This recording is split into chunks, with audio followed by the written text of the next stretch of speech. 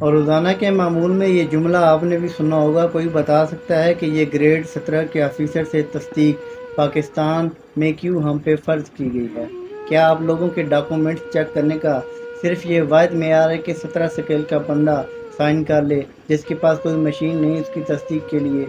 مزے کی بات یہ ہے کہ وہ امتحانی بورڈ یا دفتر جس نے آپ کو ڈگری دی ہوتی ہے، اس ڈگری کی فوٹو کاپی ان کے پاس لے کر جائیں تو آفس والے کہیں گے گریڈ 17 کے آفیسر سے تصدیق کر کے آؤ۔ نادرا والے خود کمپیوٹر میں سارا ریکارڈ چیک کرنے کے بعد کہتے ہیں جاؤ یہ فارم 17 گریڈ کے آفیسر سے تصدیق کر کے لاؤ۔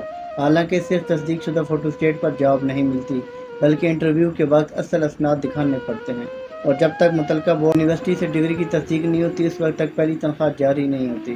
ہمارے گاؤں کے غریب کا بچہ دستخط کے لیے اپنے والد کو ساتھ لے کر گریڈ 17 کے آفیسر سے دستخط کے بعد زندگی بھر اس کا ممنون رہتا ہے، اور گریڈ 17 کا آفیسر بڑے سیریس انداز میں ایک لمبا چوڑا دستخط کے اندر ہی اندر اس بیوقوف سسٹم پر ہنس رہا ہوتا ہے۔ خدارا اپنے سسٹم اپڈیٹ کرو، غلامی کی پرانی روایات کو چھوڑ کر لوگوں کے لیے آسانیاں پیدا کرو۔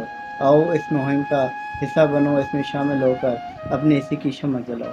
اگر ویڈیو اچھی لگی تو لائک اور شیئر ضرور کیجیے گا۔